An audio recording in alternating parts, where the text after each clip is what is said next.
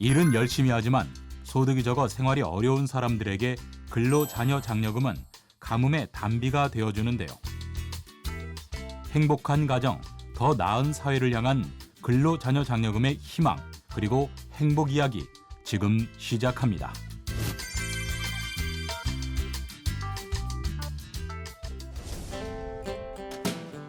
생애 가장 힘들었던 순간, 근로자녀장려금이 다시 일어설 수 있는 원동력이 됐다는 권은경 씨. 그녀에게 장려금은 절망의 늪에서 만난 한 줄기 빛이었습니다. 저에게 장려금은 절망의 끝에서 만난 한 줄기 빛과 같았어요.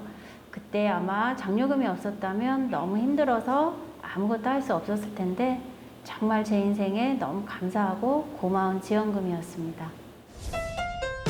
그렇게 자신이 얻은 용기와 희망의 메시지를 다른 사람들에게도 전하고 싶어 체험 수기를 작성하게 됐다는 은경 씨. 성실한 마음으로 누구보다 열심히 자신이 맡은 근로를 수행하지만 수령하는 월급이 적어 힘든 상황에서 다시 일어설 수 있는 용기와 희망을 주는 것이 장려금이었는데요. 더 많은 사람들에게 장려금이 지원되고 또 개인적으로 감사한 마음을 전하고 싶어서 복무하게 되었습니다. 누구보다 평범했던 그녀의 가정에 변화가 찾아온 건 남편의 실직 이후였습니다. 평생 일한 직장이었는데 정말 갑자기 그만두게 됐거든요. 청천벽력 같은 일이었어요.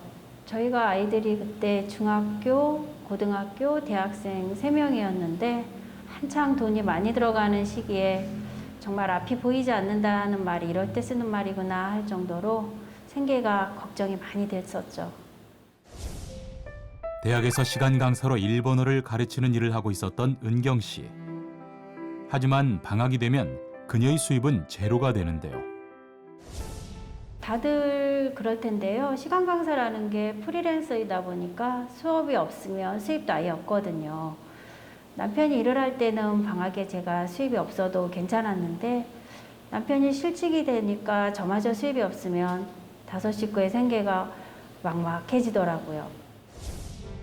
그녀의 일에 5 식구의 생계가 달렸기에 방학이 끝나고 강의가 시작되기까지 마냥 기다릴 수만은 없었던 은경 씨는 매달 고정적으로 돈을 벌 수 있는 다른 일을 찾아야만 했습니다.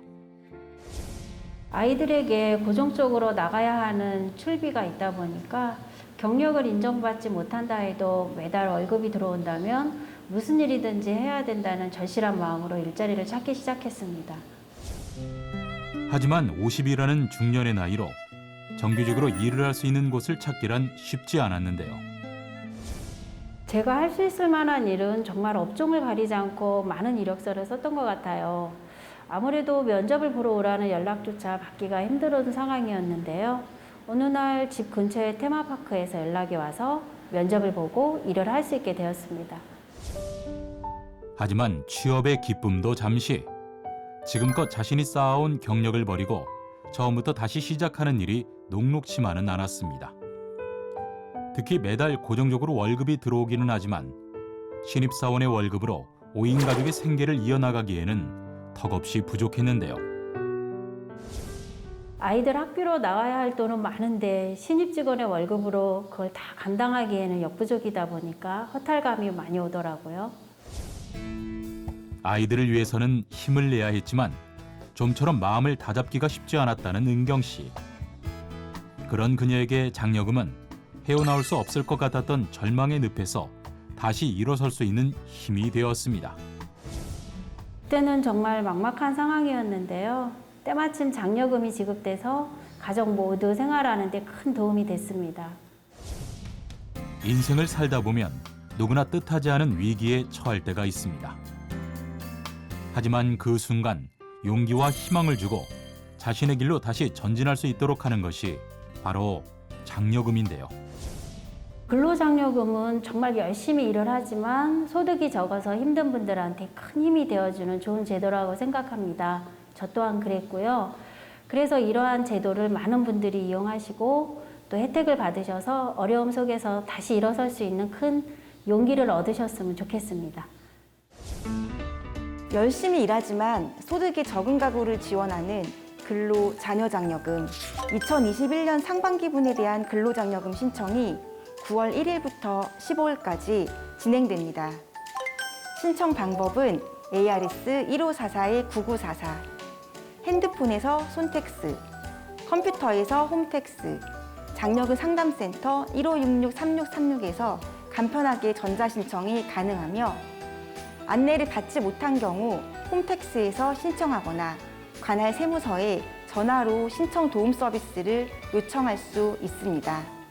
이번 장려금 반기 신청도 코로나19 감염 예방을 위해 일선 세무서에서는 장애인과 65세 이상자에 대한 신청 도움만 지원하고 장려금 신청 창구는 별도로 운영하지 않고 있는데요.